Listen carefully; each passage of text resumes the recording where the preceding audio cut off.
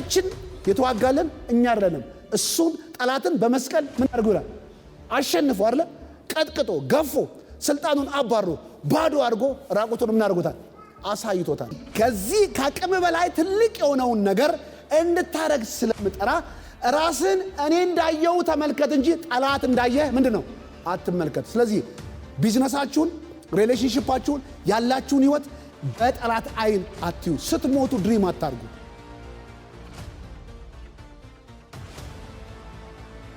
ኤፌሶን ምዕራፍ 6 ቁጥር 10 ላይ ሁላችሁም ታነቡታላችሁ። እኔ ከያዛችሁ በተረፈው በጌታ ብርቱ በሆነው ኃይሉ ጠንክሩ። የዲያብሎስን ተንኮል እና ስራ የዲያብሎስን ምንድነው ተንኮል እና ምንድነው ስራ መቋቋም ትችሉ ዘንድ የእግዚአብሔርን የሙሉ ጦር ዕቃ ልበሱ። ምክንያቱም ተጋድሏችን ከስጋና ከደም ጋር ሳይሆን ከዚህ ከጨለማ ዓለም ገዢ ከስልጣናት ከኃይላት እንዲሁም በሰማያዊ ስፍራ ካሉ እርኩሳን መናፍስት ሰራዊት ጋር ነው። ክፉ ቀን ሲመጣ ምንድነው የሚለው? ክፉ ቀን ምን ሲያደርግ ሲመጣ፣ ክፉ ቀን ሲመጣ መቋቋም ትችሉ ዘንድ የእግዚአብሔርን ሙሉ የጦር ዕቃ ልበሱ። ሁሉንም ከፈጸማችሁ በኋላ ጸንታችሁ መቆም ትችላላችሁ። እንግዲህ ወገባችሁን በእውነት ዝና ምን እንዳርጋችሁ ታጥቃችሁ፣ በእውነት ዝና ምን እንዳርጋችሁ ታጥቃችሁ። ስለዚህ ዛሬ በህይወታችሁ ውስጥ በኑሯችን ውስጥ በዚህ ዘመን ላይ ከሁሉ በህይወት ዘመኖቻችን ከትንሽነታችን እስከ ትልቅ ዘመን ድረስ እኛን ሊቋቋመን የሚችል ክፉ ነገር ሕፃን ነው፣ ትልቅ ሰው ነው፣ ደግ ሰው ነው፣ ሴት ነው፣ ወንድ ነው፣ ትንሽ ነው የሚል የማይምር ክፉ የሆነ ነገር ያለበት ዓለም ውስጥ ስላለን ከኛ ውጭ ያለ ነገር እኔን ያዝንልኛል፣ ይንከባከበኛል፣ ይጠብቀኛል ብለን በሰውና በሁኔታ በሲስተም ተስፋ አድርገን የምንኖርበት ዓለም አይደለም። ክፉ ነገር ማንንም ፊት ሳያይ ሳይመርጥ ዕድሜ ጾታን ትንሽ ትልቅ ሳይል ሁሉ ክፉ ነገር አንተና እኔን ሊያቆስለን አይደለም ሊያጠፋን ሊገለን። ዲያብሎስ ምንድነው የሚለው? ሊሰርቅ፣ ቀጥሎ ምንድነው? ሊያርድ፣ ምንድነው? ሊያጠፋ፣ ለማጥፋት ለመሄድ። ይሄ በቃል ጤንነቴን ከወሰርክ በኋላ ይሄን እንድልክልኝ ብለህ የምትለው የለም። ሁሉንም ነገር እስክታጣ ሁሉንም ነገር ሉዝ እስክታጣ ድረስ የሚገፋ የሚቋቋመህ የሚጫንህ ዓለም ውስጥ እንደሆንክ ማወቅ አለብህ። ግን ይህንን ቻሌንጅ ይህንን መከራ አይተን እንድናለቅስ እንድንፈራ ሳይሆን አባት እግዚአብሔር ይህን ችግር መቋቋም ብቻ አይደለም እንድናሸንፈው፣ የበላይ እንድንሆን፣ ገዢ እንድንሆን፣ ክፉ ነገር ሳይነካን ለሰው በረከት ሆነን መርጠን መኖር የምንችልበትን እግዚአብሔር ማንኛውም መልካም የሆነውን ነገር እንዳለበሰን፣ በጎ የሆነውን ነገር እንደሰጠን፣ ክፉን ነገር ማሸነፍ የምንችልበትን አቅምን እንዳስታጠቀን፣ በዚህ ፕሮቴክሽን ውስጥ በዚህ ነፃ የምንወጣበት አቅም ውስጥ እንዳለን ማየት ካልቻልን እየተበዘበዝን ነው የምንኖረው። ስለዚህ አባታችን ደግና መልካም ስለሆነ ማንኛውም ልጆቹ ሳይጎዱ ሁሉን ነገር አሸንፈው መኖር ይችሉ ዘንድ እግዚአብሔር ያስታጠቃቸውን የሰጠንን ያቀረበልንን ለኛ የሆነውን ነገር በትክክል ካላወቀን ይህ ዓለም ለደካሞች ዕውቀት ለሌላቸው በእውነት ያልታጠቁ ሰዎች እያለቀሱ እያጉረመረሙ ግራ እየተጋቡ ሕይወት እየከበደባቸው እየተጨነቁ የሚኖርባት ምድር ትሆናለች። እቺ ምድር ግን ለሰው ልጆች የስቃይ ምንጭ እንድትሆን ሳይሆን እግዚአብሔር በደስታና በሰላም ለሰው ተርፈን የምንኖርበት የበረከት ሕይወት ላይ እንዳስቀመጠን እውነትን ስናውቅ፣ እውነትን ስንማር እኛ ነፃ ወጥተን ሰዎችን ነፃ እናወጣበትን የታጠቀና ትልቅ አቅም ያለን ሰዎች መሆናችሁን እንድታውቁ ዛሬ እነግራችኋለሁ። የመጀመሪያው ዛሬ እውነት ምን ማለት ነው? እውነትን ዝና ታጥቃችሁ ያለው እንድናቀው እግዚአብሔር የፈለገው እውነት አንደኛ ስለ ወላጅ አባታችን ስለ እግዚአብሔር በእውነት ዝናር ማለትም የሰው ልጆች ባላንስ፣ የሰው ልጆች ጥንካሬ፣ የሰው ልጆች ስትሬንግዝ የሚለካው በናቹራል ዓለምንም በወገባችን ጋር ነው። ወገባችሁ ያልጠነከረ ይሄ ያልጠነከረ ሰው ሁለቱንም አካል ባላንስ አድርጎ ኮንትሮል ማድረግ አይችልም። መራመድ፣ መሄድ፣ መቆም አንችልም። አንዳንድ ወንበዴዎችን እንኳን ፖሊሶች ይዟቸው የመጀመሪያ የሚይዟቸው የቱ ጋር ነው ማለት ነው? ወገባቸው ነው። ወገባቸው ከተያዘ የፈለገ ጡንቻ ኃይለኛ ቢሆንም በቀላሉ እሱም ኮንትሮል ማድረግ ይቻላል። ምክንያቱም ያ ወገብን ከያዘ ሁለንተናውን ተቆጣጠረው ማለት ነው። ስለዚህ በእውነት ዝና ታጥቃችሁ የሚለው ማለት ማንነታችሁን ኮንትሮል የሚያደርገው ህይወታችሁን ባዶ የሚያደርገው ዶሚኔት የሚያደርገው ሰዎችን ከእውነት በማራቅ ነው፣ ከእውነት ውጭ በማድረግ ነው። ስለዚህ እኔ አውቄ ልክ ባላንሴን ጠብቄ ጠንክሬ ሕያውኜ ስትሮንግ ሆኜ ተቋቁሜ መኖር የምንችልበት ምንን እውነት ሳውቅ ነው? ምን ትሩዝን ስገነዘብ ነው? ስለምን እውነት እንዳውቅ ነው እግዚአብሔር የፈለገው የሚለውን መልስ ማግኘት አለበት። መጀመሪያ ስለ እግዚአብሔር ማለት አታርቁት።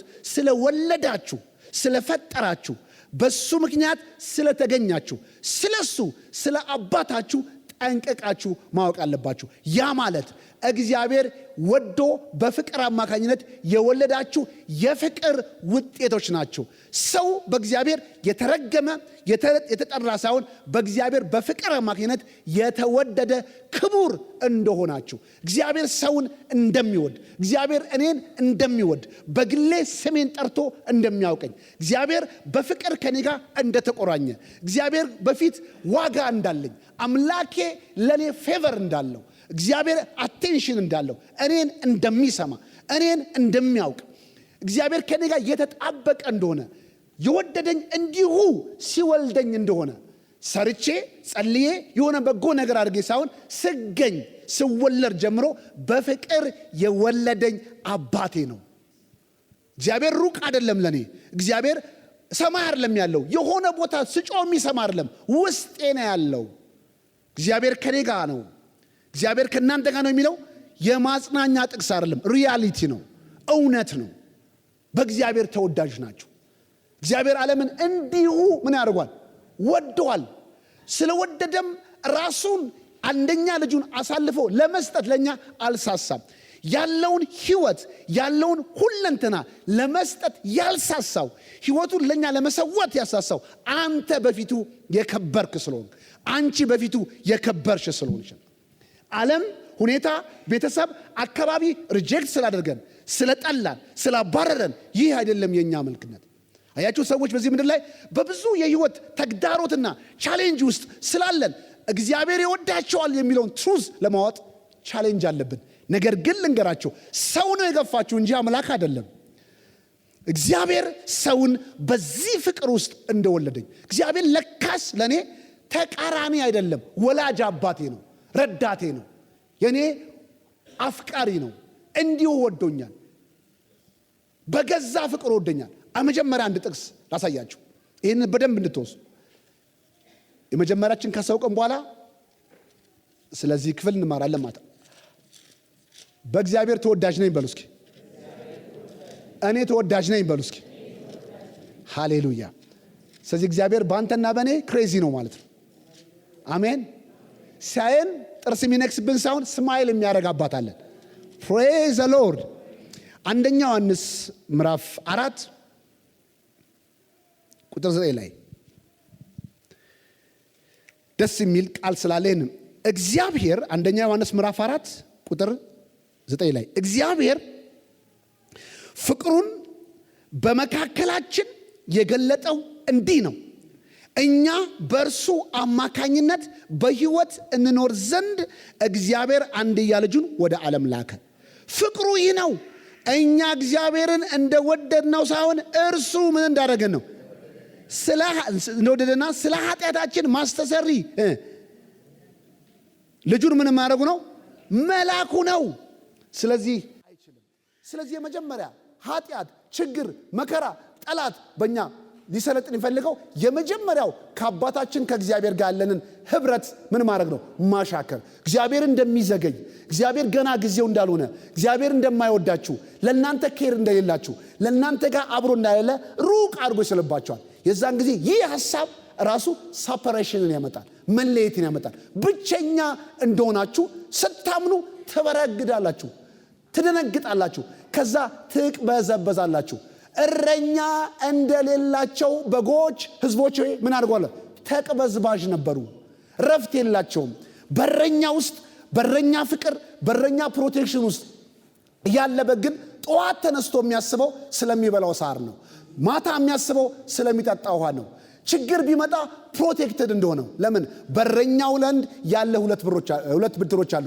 አንዱ የሚመራ፣ አንደኛው ብትር ደግሞ ጠላትን ምን የሚያደርግ የሚቋቋምለት። ስለዚህ ሴፍ በሆነ ሰላም በሆነ ረፍት ባለበት ኮምፎርታብል አትሞስፌር ውስጥ እንድትቀመጥ የሚያደርግ ወዳጅህ አምላክ እግዚአብሔር ላንተ ኬር እንዳለው ስታውቅ ነው። ስለዚህ ጠላትም ሰዎችም ሁኔታ መጥቶ እግዚአብሔርን ካንተ ሊያረቅብህ ከፈለገ ኖ እግዚአብሔር ክፉ ሆነ ሳለ እንኳን እኔን ሊፈልገኝ በሬ ድረስ የመጣው የኔ አባት ነው። ስለዚህ ሰው ከእግዚአብሔር ተለይቶ አያውቅም። ሰው ከእግዚአብሔር ጋር አንድ የሚሆነው ከምንድን ነው? ከሃይማኖቱ ተነስቶ አይደለም፣ ከባህሪው ተነስቶ አይደለም፣ ከፍጥረቱ ተነስቶ ነው። ሰው ከሆናችሁ ለእግዚአብሔር ኳሊፋይ ናችሁ። የትኛውም እምነት የትኛውም ቦታ ላይ ሁን፣ አንተና እኔ ለእግዚአብሔር ኳሊፋይ ነን። ሃይማኖት ነው። ይሄንን ስታረግ ለእግዚአብሔር ቦታ አለ፣ ይሄንን ካላደረግ በእግዚአብሔር ተጠልተሃል ብሎ ደጅ የሚያስቀምጥህ እሱ ነው። ስለዚህ በሃይማኖት ውስጥ ሆናችሁ አባታችሁን ተመልከቱ። ስለዚህ የመጀመሪያ ልትታጠቁበት ልትቆሙበት የሚገባው ትሩስ እግዚአብሔር ከማን ጋር ነው? ከኔ ጋር ነው። እግዚአብሔር ከኔ ጋር ነው። ናብዬ ጮህ አይደለም፣ ራሱ መጥቶ ከኔ ጋር ምን አድርጓል? ተጣብቋል። ላይለቀኝ ላይተወኝ ለዘላለም ከኔ ጋር ነው። ስለዚህ ብቻዬን አላስብም። ሁሉን ነገር ሳስብ ከሚወደኝ አምላክ ጋር ምን አደርጋለሁ? አስባለሁ። ከገንዘብ በላይ ከሰው በላይ ከማንም በላይ በእግዚአብሔር ዘንድ ፌቨርድ ነኝ። እስኪ በእግዚአብሔር ተወዳጅ ነኝ በሉ። ሃሌሉያ። እስኪ በእግዚአብሔር ተወዳጅ ነኝ በሉ። እጅግ ተወዳጅ ነን። እግዚአብሔር አፍቃሪያችን ነው፣ መልካም አባታችን ነው።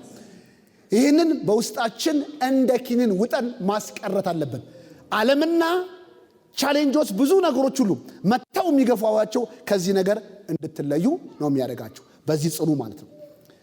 ይህንን ክፍል አንድ ላሳያችሁ፣ በጣም የሚጠቅማችሁ ሐሳብ ስላለ ሮሜ ምዕራፍ 5 ላይ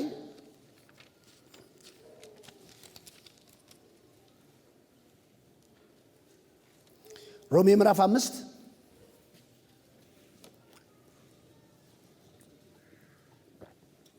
ሮሜ ምዕራፍ 5 ቁጥር 8 ላይ ነገር ግን ኃጢአተኞች ሳለን ክርስቶስ ስለኛ ሞተ፣ ይሄውም እግዚአብሔር ለኛ ያለውን የማን ፍቅር ያሳያል?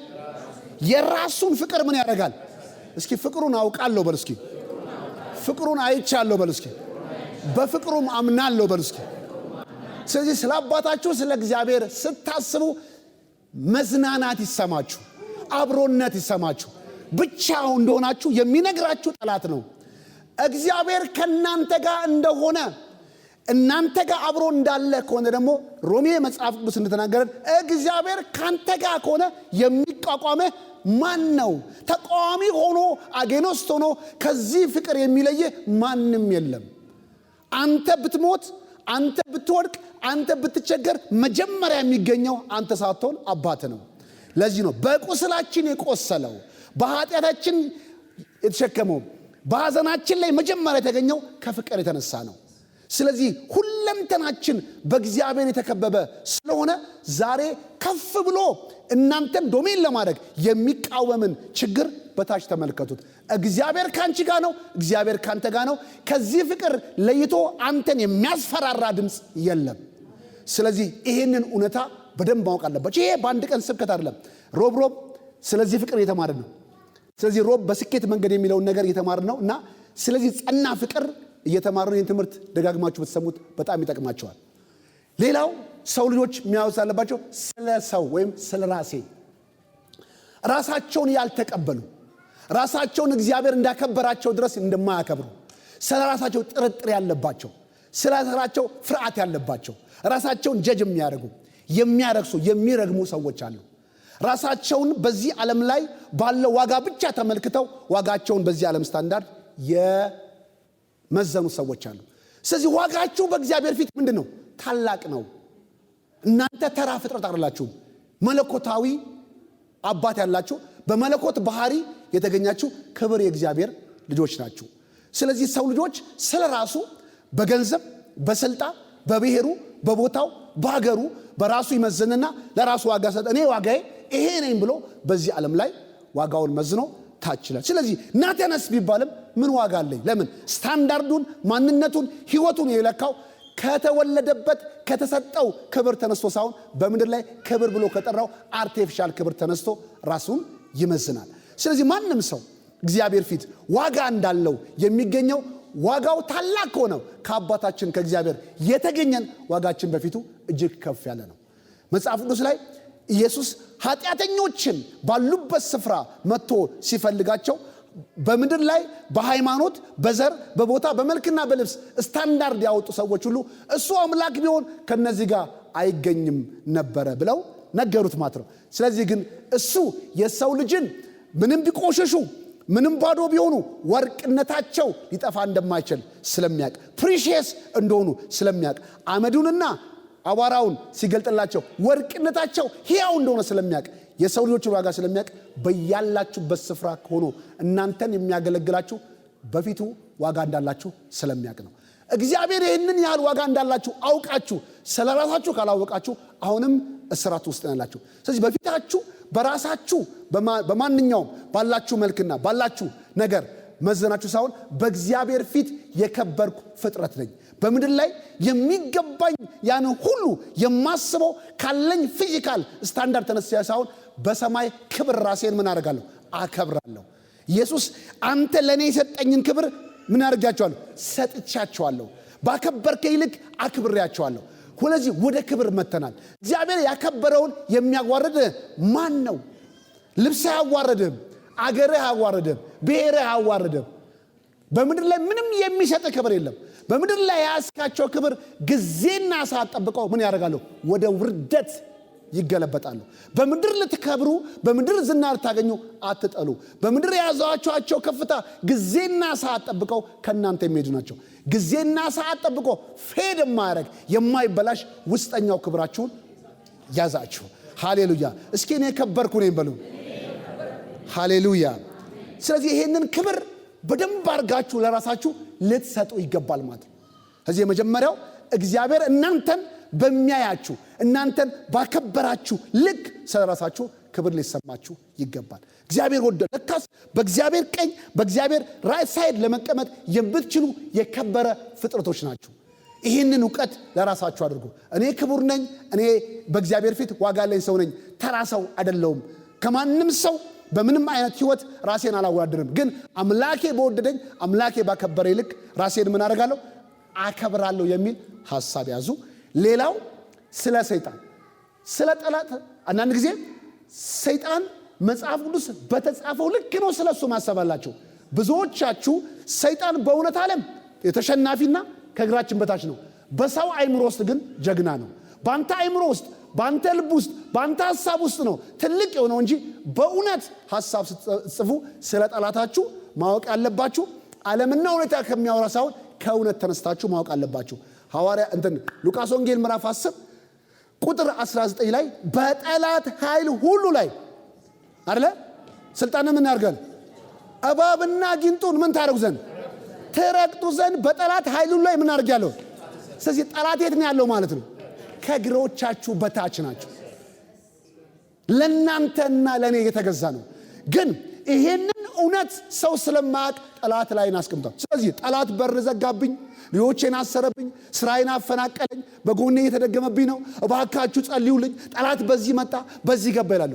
ስለዚህ ጠላትን በውሸት ከዓለም በሚያወራው ነገር ሳይሆን በእውነት ካሰባችሁት በዚህ በታች ነው። ስለዚህ ብዙዎቻችን ወገባችን በትሩዝ እንዳይቆም ጠላትንም ከእግዚአብሔር ቃል ውጭ በሰዎች ኤክስፒሪየንስ ስለምናይ ፍርሃት ውስጥ ነው ያለ ነው። ከፍርሃት ውጭ ለመሆን ካሰባችሁ መጀመሪያ ጠላታችሁን እግዚአብሔር ያስቀመጠበት ቦታ ይሄ ነው።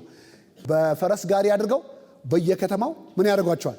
ያዞሯቸዋል። ትላንትና የምትፈሩት የምትንቀጠቀጡት ይገለኛል ያጠፋኛል የምትሉት ንጉስ ወይም ኃያሉ ጉልበቱ ምንድነው? ይህ ነው ብለው ያሳዩአቸዋል። ከዛ ሰው ከቴረር ከፍርሃት ከችግር ምን ያደርጋል? ነፃ ያወጣል። ልክም እንደዚህ ነው። በፊት ዓለምን ኢየሱስ ክርስቶስ እስኪመጣ ድረስ ጠላት ያስፈራ፣ ይገዛ፣ ያርድ፣ ያጠፋ ነበር። አሁን ግን በአደባባይ ምን አድርጎታል? እርቃኑን ምን አድርጎታል? አስቀርቶታል። ስለዚህ የምንፈራው ጠላት የለም። ቀና ብለን የምናየው ጠላት የለም። ጠላት ካለው ከምንድናችን ነው? ከእግሮቼ በታች ነው። ስለዚህ በዚህ እውነት ራሳችሁን መታጠቅ አለባችሁ። ይህንን ካሰባችሁ ከዛ ወደ አልታደሰ አይምሮ ነው። ያልታደሰ አይምሮ ማለት በእውነት ያልተገነባ ማይንድ ያለው ሰው ሁል ጊዜ ምን አለው ማለት ነው። ይሄኛው አይምሮ ከውሸት ዓለም ፊድ የሚያደርግ ነው። ይሄኛው አይምሮ የሚመራው በሚያየው ቀጥሎ በሚያደርግ በሚሰማውና በፊል በሚያደርገው ነገር ብቻ ነው። ስለዚህ የምናየው ነገር ልክ አሁን ለምሳሌ በጎልያድ እና በዳዊት ኢሉስትሬሽን ብትወስዱ ጎልያድ በህዝቡ ፊት ግዙፍ ሆኖ ትላልቅ ጦር ይዞ የሚያስፈራ ሆኖ በፊታቸው ጠዋትና ማታ ምን ያደርግ ነበር? ይታይ ነበር። መጀመሪያ ስለ ጎልያድ ጦሩ ጉልበቱ ወሬ ያስወራ። ቃፊሮችን ተላኩ። አንድ በፊልስጤም ኃይለኛ ሰው አለ ገና ከመገለጡ ፊት ቁመቱ ይሄን ያህል ነው፣ የሚይዘው ሰይፍ ያን ነው። እንደዚህ አይነት ተብሎ ሂውጅ ጃይንት የሆነ ወሬ አወሩባቸው። ከዛ ሰዎች በፍርሃት ከተሞሉ በኋላ የፈሩትን ነገር ኮንፈርም እንዲያደርጉ በጠዋትና በማታ ምን ያደርገባቸው ነበር? 40 ቀን ሙሉ ይታይባቸው ነበር። ከዛ ልክ የስ እንደሰማነው እንዳየነው እንደተመለከትነው ቁመቱ ያህልን ነው ጉልበቱ ይህንን ነው በሚል ከሚያዩትና ከሚሰሙት ውጭ ሌላ እውነት የሌላቸው በአልታደሰ አይምሮ የሚመሩ ሰዎች ሲኖሩ ያነጻጸራሉ ራሳቸው። ስለዚህ በንጽጽር ያዩና ከነሱ ከፍ ያለ ነገር ከመጣ ጊቭአፕ ያደርጋሉ። ተስፋቸው የለም። ለምን? የሚበልጥ ነገር ካዩ ትንሽ ከነሱ ጉልበት ከፍ ያለ ነገር ካሰባቸው ይህ ያሸንፈኛል የሚል ሐሳብ ውስጥ ይገባሉ። ከዛ የሚያዩት ነገሮች ደግሞ ይላል እዛ በአንደኛ ሳሙኤል ምዕራፍ 17 ላይ ብታምኑ ልክ እየታያቸው ነገሩን እየጨመረ ሲሄድ ሰውም አዩና በፍርሃት ተሞሉ ይላል። በምን ተሞሉ? በፍርሃት ተሞሉ። በቃ ከዛ ሞታቸውን ከሰይፉ በሚያደርገው ነገር ሁሉ በሚነግራቸው በሚያወራቸው ሞታቸውን ድሪም እንዲያደርጉ እንዴት እንደሚገላቸው አንገታችሁን ቆርጬ እንዲያጥፍቼ እንዲገድዬ የተባለ ስለሱ ዝና ሲያወሩ በጠላት ሐሳብና ውሸት እየተሞሉ ፍርሃት ውስጥ ገቡ። ስለዚህ ፊር ሁሉ ጊዜ ካልታደሰ አይምሮ የሚመጣ ነው። ንጽጽር ሁሉ ጊዜ በመናየውና በመንሰማው ፊል በመናረገው ነገር ራሳችን ሜጀር ስናደርግ የምንኖረው ነው። ከዛ አለማወቅን የተሞላ ነው። ምክንያቱም ስለራሱ ስለ እግዚአብሔርም ስለ ሰይጣን ባለማወቅ የሚኖር አይምሮ ማለት ነው። ከዛ ይሄ አይምሮ ውስጥ ፍርሃት አለ፣ ጭንቀት አለ፣ ግራ መጋባት አለ፣ ኮንፊውዥን አለ። ይህንን ኮንፊውዥን ይህንን ጭንቀት ይህንን አለማወቅ ይህንን አይነት ፍርሃት ይህንን ያለ ግራ መጋባት የሚመጣው ከውሸት ዓለም ብቻ ፊድ ስናደርግ ነው። ራሳችንን በእውነት አንመለከትም። እስራኤል ሰዎች እንዳሉት አንድ ነገር ልንገራቸው። ራሳቸውን የሚያዩት በጠላት እይታ ነው። ጠላት ስላንተ ኢኮኖሚው፣ ዓለም፣ ሰዎች ስላንተ የሚያወሩት አለ። ተራነ አይሳካልህም፣ አይሆንም። ቢዝነስ ልትጀምር ስትል ቢዝነስ አይቻልም፣ ግብር እንደዚህ ነው ምናምን ተብሎ የሚያስፈራ ጃይንት ሆኖ የተሳሉ ፕሮብሌሞች አሉ። ኮመን ፕሮብሌሞች አሉ በሁሉ ሴክተር ላይ በሁሉ ህይወት ላይ በጤንነት ብትሉ እነዚህን ተሰሙና በችግሮች ማይንድ ነው ራሳችን ምን የምናደርገው የምናየው። በእውነት ራሳችን አናይም። ይህን ክፍል ላሳያችሁ። ዘኍልቍ ምዕራፍ 13 ላይ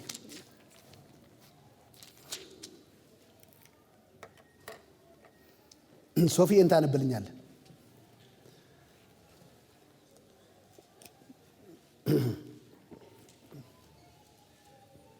ዘኍልቍ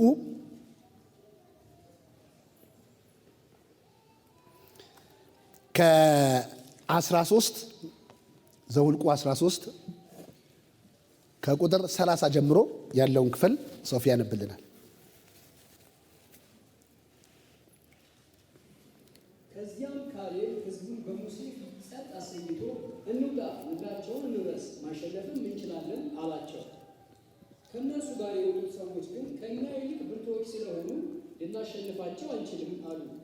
እነዚህም ስለ ሰደሯት ምድር በእስራኤላውያን መካከል እንዲህ የሚል መጥፎ ወሬ አሰራጩ። ያየናት ምድር የሚኖሩባትን ሰዎች የምትበላ ናት። እዚያ ያየናቸው ሰዎች ሁሉ ግዙፎች ናቸው። ኔፍሊምንም በዚያ አይተናል። የዔናቅ ዝርያዎች የመጡት ከኔፍሊም ነው። ራሳችንን ስናየው እንደ አንበጣ ነበረ። በእነርሱ ዓይን የታየነው በዚህ መልክ ነበር። እዚህ ጋር ስምሩበት። በማን ዓይን የታየ ነው? በማን የታየ ነው? በእነርሱ ዓይን የታየው። ለምንድን ነው ይሄንን ያሰቡት? ይሄንን አይነት ኢማጂኔሽን ስለራሳቸው ይሄንን አይነት ፐርሰፕሽን እንዲኖራቸው ያደረጉት ምንድነው? ባልታደሰ በእውነት ባልተመራ አይምሮ ስለምንኖር የምናየውና የምንሰማው ብቻ ነው ለኛ ሪያሊቲ። ከዛ ውጭ እውነት አለ ብለን አናስብም። የምንበረታበት፣ ዓለምን የምናሸንፍበት፣ በጤንነት የምንኖርበት፣ በብልጽግና የምንኖርበት፣ በመሳካት የምንኖርበት ሌላ አለ ዓለም ብለን አናይም። ለምን? መንፈሳዊ ዓለምን እንዳናይ በውሸት አይምሮአችን ተማርኳል። ስለዚህ ምን አደረጋቸው ማለት ነው? ጠላት ይወራል ስላንተ፣ በውጭ ይወራል። ስለዚህ ያን ብቻ ፊት የምታደርገው እዚህ መዝናናትም መደሰትም የምትፈልገው ከውጭ ባለ ጥሩ ዜና ወይ ደግሞ መጥፎ ዜና ነው።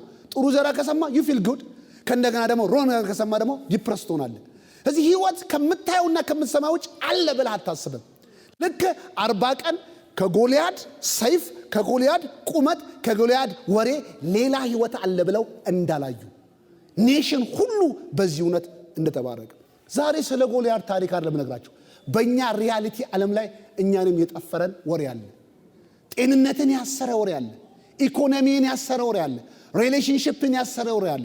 ቢዝነስን ያሰረ ወሬ አለ። አገልግሎትን ያሰረ ወሬ አለ። ሁሉን ነገር ባይንድ ያደረገ ከዚህ በላይ ህይወት የለም። ፊል ለማደረገው ጥል፣ ፊል ከማደረገው ችግር በላይ እውነት የለም ብለ የታሰርንበት ውስጥ ዓለም ውስጥ ነው። ከዚህ እውነት ውጭ የምንኖርበት ግን ስፒሪቹዋል ሪሊም አለ። ያንን ዓለም ታዩ ዘንድ ወደ ታደሰ አይምሮ መመለስ ያስፈልጋል። ይህን ክፍል ላሳያችሁ እንዴት ይህንን ወሬ እንዳሰሙ 9 ላይ ተመልከቱ። ዘዳግም 9 ላይ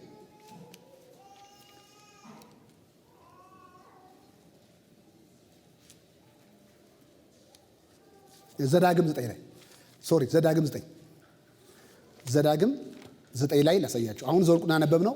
ዘዳግም 9 ላይ ቁጥር 1 ጀምሮ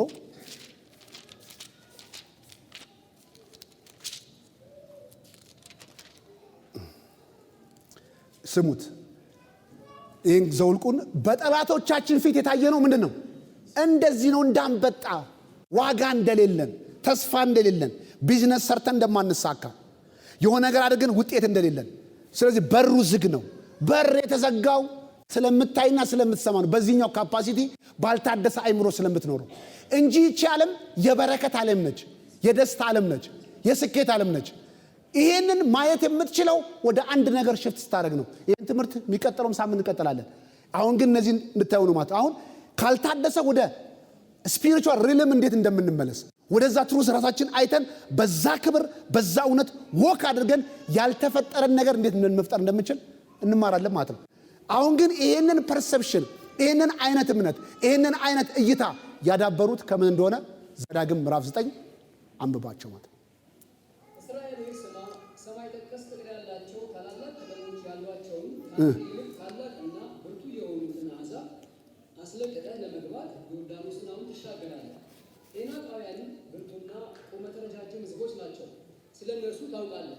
ዔናቃውያን ማን ሊቋቋማቸው ይችላል ሲባልም ሰምተሃል። በቃ እዚህ ጋር እንፈልገው ካንተ ይልቅ የበረቱትን ትልቁ የሆኑትን እኔ ካንተ ጋር ስላለው፣ እኔ ካንተ ጋር ኮኦፕሬት ስለማድረግ፣ አብሬ ስለሚሄድ ከታች ጋር ታስቡት በፊትህ ወጥቼ እነሱን እንደ ሳት ስለምበላ ስለማሸንፍልህ ትልቅ ቢሆኑ ሜጀር አታርግ፣ ንጽጽር ውስጥ አትስገባ፣ ፍርሃት ውስጥ አትግባ፣ ጭንቀት ውስጥ አትግባ።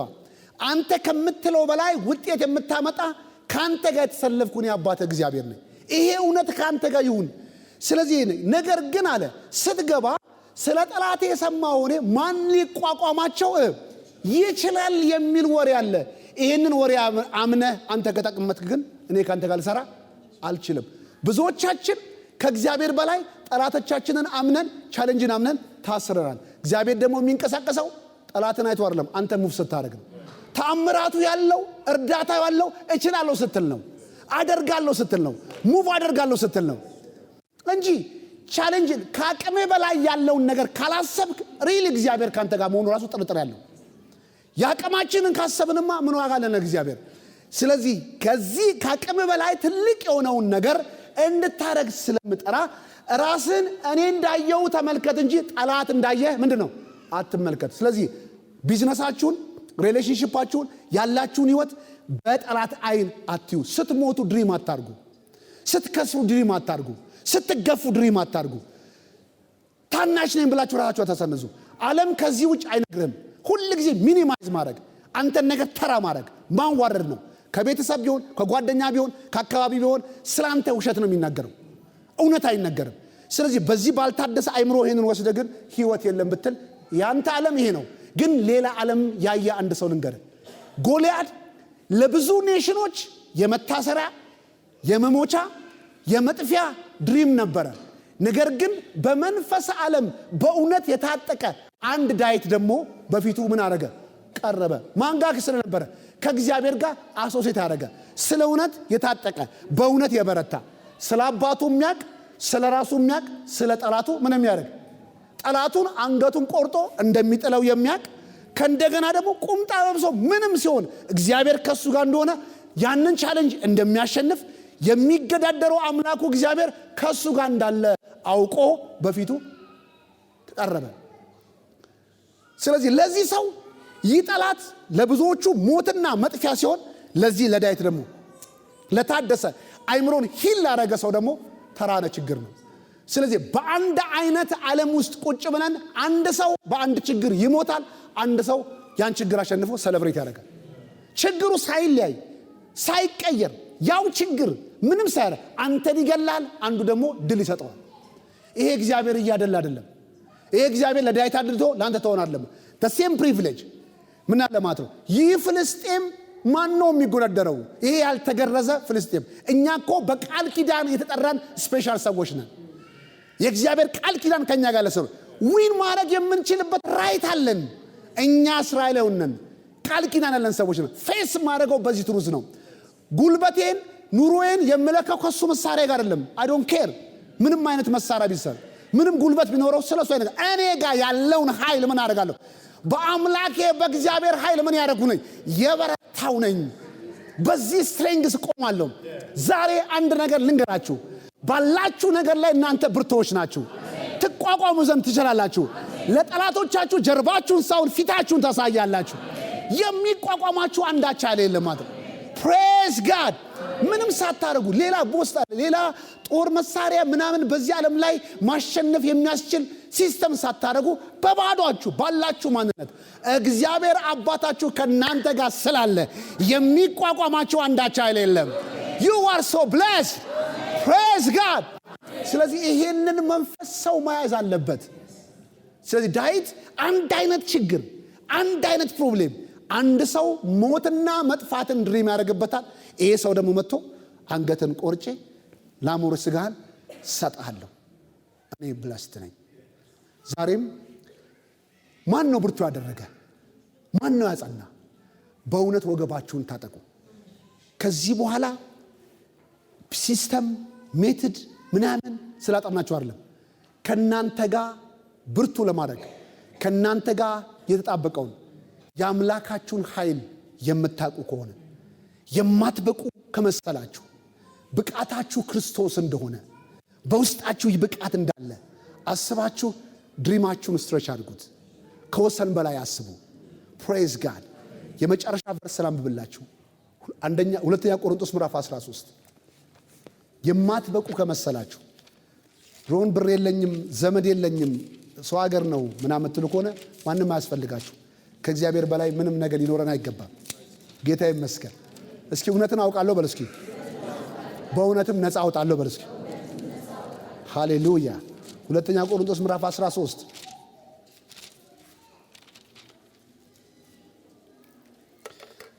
ሁለተኛ ቆሮንቶስ ምዕራፍ 13 ቁጥር 5 ላይ በእውነት መሆናችሁን ለማወቅ ራሳችሁን መርምሩ፣ ራሳችሁን ፈትኑ። ከፈር የወጣችሁ ካልሆነ በስተቀር ኢየሱስ ክርስቶስ በውስጣችሁ እንዳለ ምን አረገ? አታውቁም ሆይ? ከዚህ በጠላት ውሸት እግዚአብሔር ከእናንተ ጋር ነው። ጠላት እግዚአብሔርን አይወስድባችሁም፣ አይከለክለውም፣ ሪሜን ያደርጋል እዛው። ግን እናንተ ግን በውሸት አቴንሽናችሁን ዳይቨርት ልታደርጉ ስትሬንግዛችሁን ኃይላችሁን ጥላችሁ ልትወድቁ ትችላላችሁ፣ ልትጠቀሙበት ትችላላችሁ።